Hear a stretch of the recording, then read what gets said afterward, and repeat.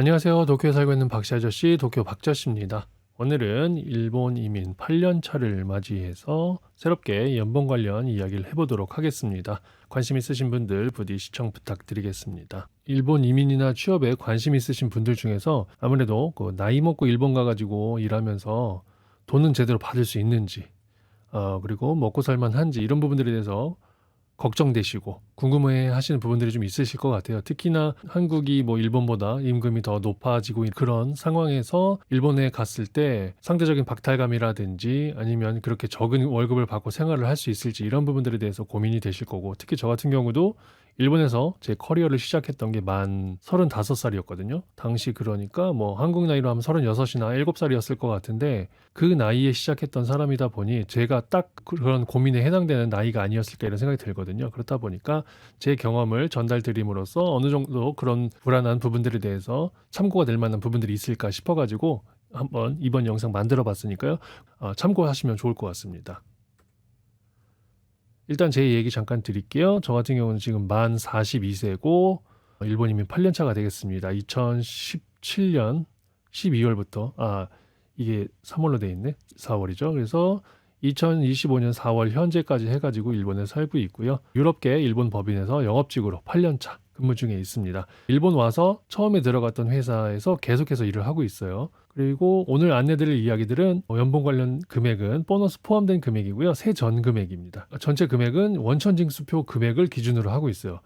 옛날 영상에서 한번 연봉 관련된 이야기를 드린 적이 있는데, 당시에는 제가 일본 기업의 회계연도를 기준으로 해가지고 안내를 드렸어요. 그래서 해당 연도가 만약 23년이다. 23년 4월부터 해서 24년 3월까지 연봉을 더해가지고 안내를 드렸거든요. 왜 그러냐면 일본 같은 경우는 급여 인상이 적용되는 시점이 새로운 회계 연도가 시작되는 4월이나 5월에부터 시작이 되거든요. 그렇기 때문에 급여가 오른 시점에서의 1년간을 합산해가지고 전달 드리는 게 좋을 것 같아가지고 그렇게 했었는데, 이게 또 귀찮기도 하고 그래가지고 그냥 원천 징수표 상에서 전체 금액, 그래서 1월부터 12월까지 받았던 전체 금액을 그냥 안내 드리는 게 이게 보기도 편할 것 같고 해가지고 이번 영상부터는 원천징수표상의 금액을 기준으로 하고 있습니다. 그렇기 때문에 이전 영상이랑 금액이 약간 차이가 있을 수 있다는 거, 그 차이가 나는 이유는 산정 기준이 약간 달라서 그렇다는 거, 이 부분 이해를 좀 해주시면 좋겠습니다.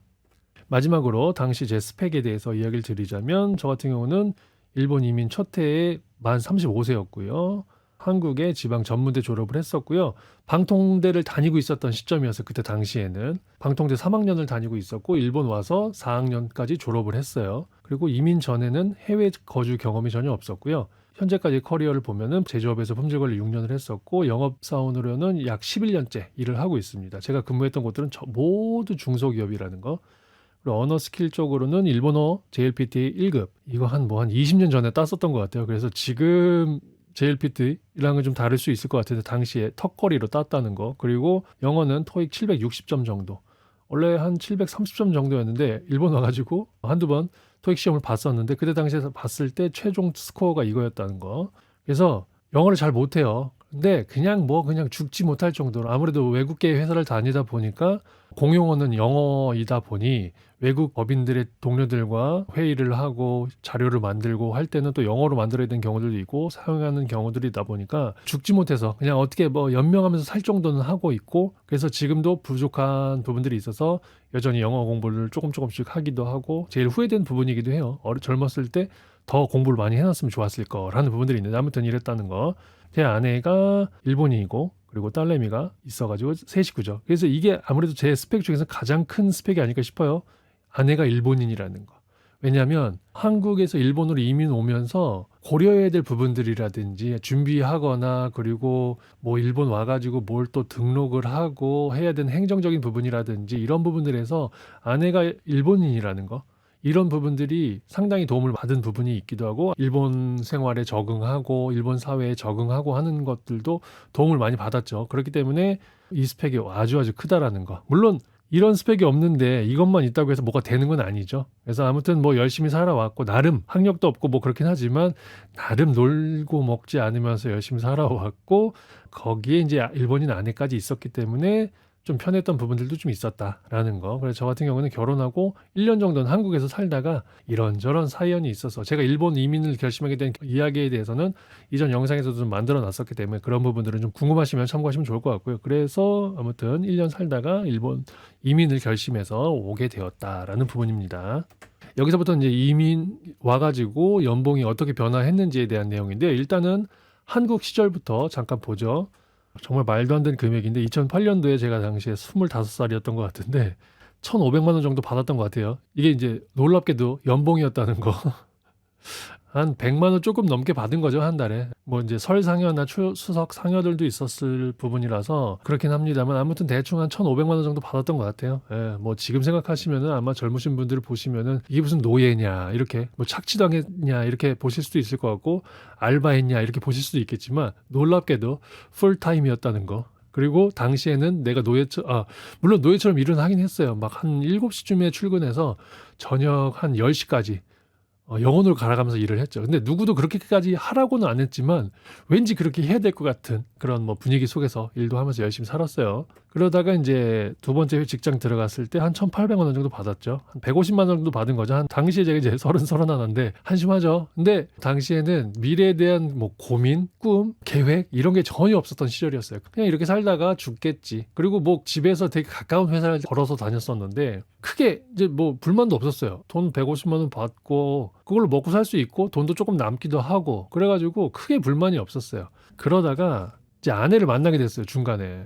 그러면서 좀 미래를 그리게 되고, 이 사람이랑 같이 살고 싶다. 그러려면, 그러니까 현실이 보이기 시작하는 거죠. 이 정도 돈으로는 먹고 살기가 어렵다라는 부분들. 그래서 이제 좀 다른데 좀 더 돈을 받을 수 있고, 내 능력을 살릴 수 있는 곳이 없을까 이렇게 찾아보다가 한 곳을 들어가게 됐고, 그때부터 이제 영업직으로 일을 하게 됐어요. 이 전까지는 다 품질 관리 일을 했었거든요. 직장을 들어갔는데 처음에 1,800만 원 받다가 다음에 들어간 게 2,700만 원 받았었거든요.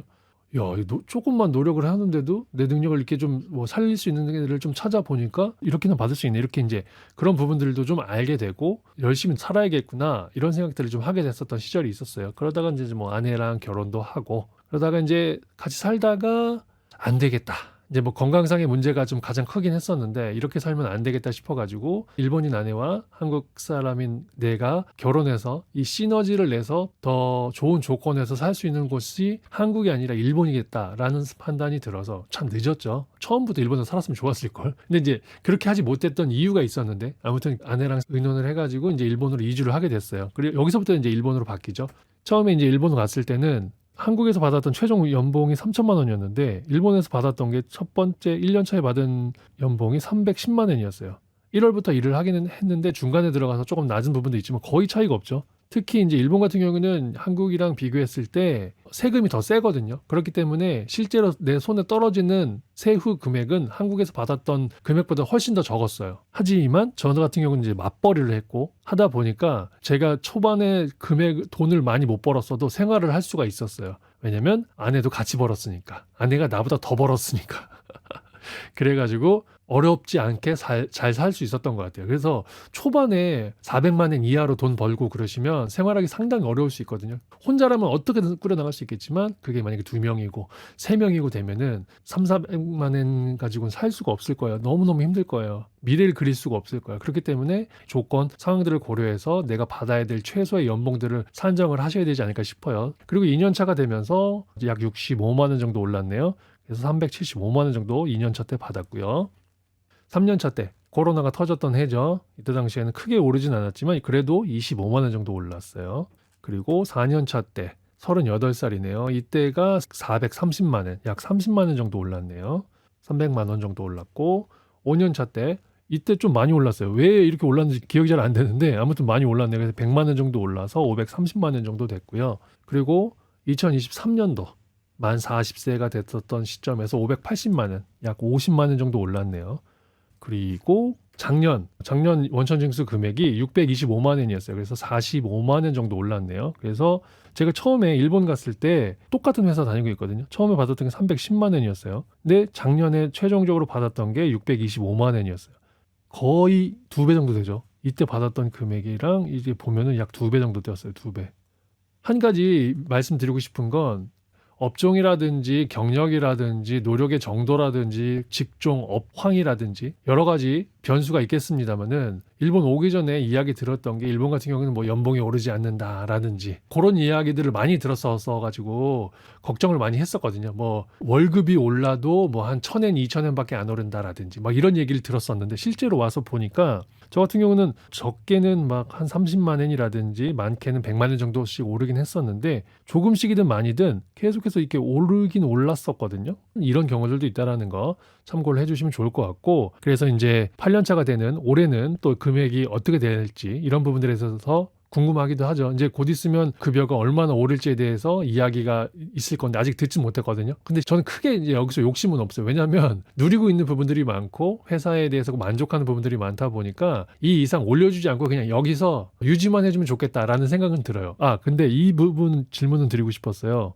625만 원, 제 나이 41살, 2살 때 한 600만 원 정도 받는 건데 이 금액 보시면 어떠세요? 이 정도 돈 받으면서 굳이 뭐 일본 가서 생활할 필요가 있겠냐라고 느끼시는 분들도 있으실 텐데 저는 제가 만약에 2017년부터 현재까지 계속 한국에 남아 있었다면 당시 제 연봉이 3천인데 이게 2배 이상 뛰었을까? 라고 생각을 해보면 전 상당히 회의적이거든요. 모르죠. 모르겠어요. 근데 못 받을 것 같은데 아무리 생각해도 제 능력이라든지 뭐 학력이라든지 이런 거 생각했을 때 못 받았을 것 같아요. 그리고 한국에서 일을 했었다면 6천만 원을 받는다고 치더라도 6천만 원을 받기 위해서 감수해야 될, 포기해야 할 것들도 상당히 많지 않을까 회사 생활을 하면서 이런 생각들을 하고 있기 때문에 제가 모르겠어요. 지금 상황에 한국을 잘 모르다 보니까 지금 한국 근무 조건들도 많이 좋아졌다고 하다 보니까 안 그럴 수도 있겠는데 뭐 야근이라든지 회식이라든지 이런 부분들도 해야 되고 윗사람들 막 기분 맞춰주고 이런 부분들도 있지 않을까 싶어서 근데 솔직히 그런 거 하고 싶지도 않고 이 시절에 그런 부분들을 많이 했었기 때문에 하고 싶지 않은 부분들도 있거든요. 그리고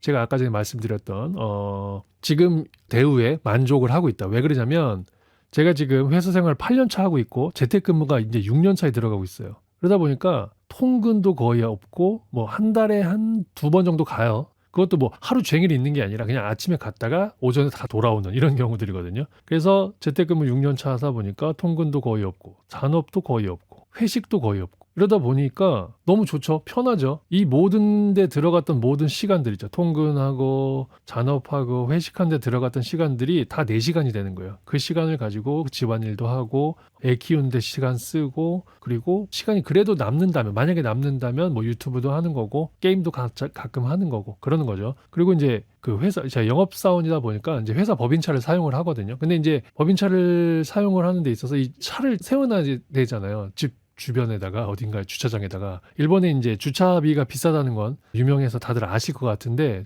그나마 저희 맨션 1층에 주차장이 있어가지고 거기다가 세우고 있거든요. 근데 이 비용도 회사에서 부담을 해줘요. 이게 연간 30만 원, 약 300만 원 정도 하거든요. 이게 진짜 저렴한 거거든요. 도쿄에서 한 달 세우는데 30만 원이다.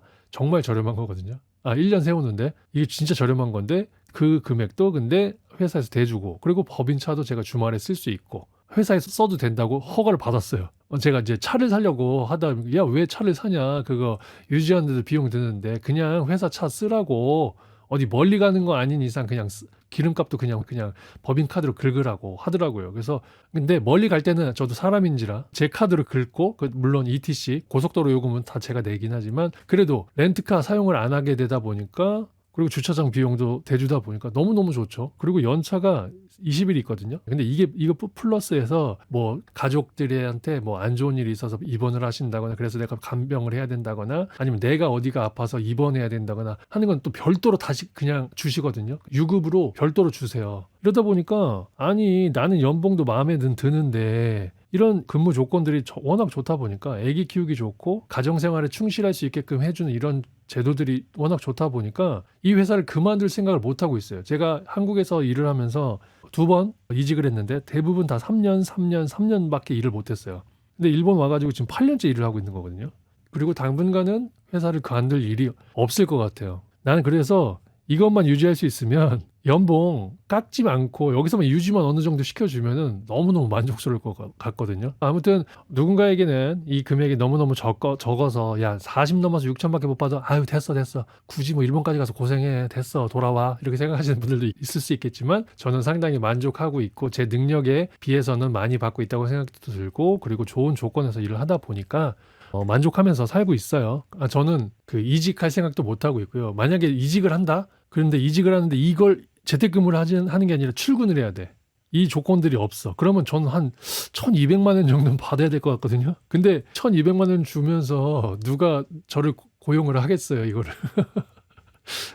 1200만 원 좀 그렇다. 한 1000만 원 정도는 받아야 될 것 같아. 아니 매일같이 지하철 타고 출근을 한다는 건 상상을 할 수가 없어. 그 힘든 일을 해야 된다고? 이런 생각이 들긴 하거든요. 그래서 저는 지금 행복에 겨워서 살고 있다라는 거. 근데 아무튼 제가 드리고 싶었던 이야기는 제 자랑도 있지만 그것보다는 나이 먹고 저 35살 때 와가지고 지금 42 이렇게 살고 있는데 뭐 어떻게 살다 보니까 급여도 계속해서 올라가고 그리고 먹고 살만해지고 이런 부분들도 좀 있다 보니까 본인이 열심히 노력할 수 있고 건강 괜찮고 노력할 의지가 있고 일본어도 잘하고 능력이 있다면 여기 오셔서 사시는 것도 그렇게 나쁘지 않을 수 있다. 라는 부분들을 좀 전달 드리고 싶었어요. 그래서 제 영상이 누군가에게는 조금이나마 참고가 되고 용기를 얻을 수 있는 부분들이 좀 있었으면 좋겠다라는 생각을 하면서 이번 영상 마치도록 하겠습니다. 마지막까지 시청해주신 분들 정말 감사드리고요. 그럼 저는 또 다음 영상으로 찾아뵙도록 하겠습니다. 감사합니다. 안녕.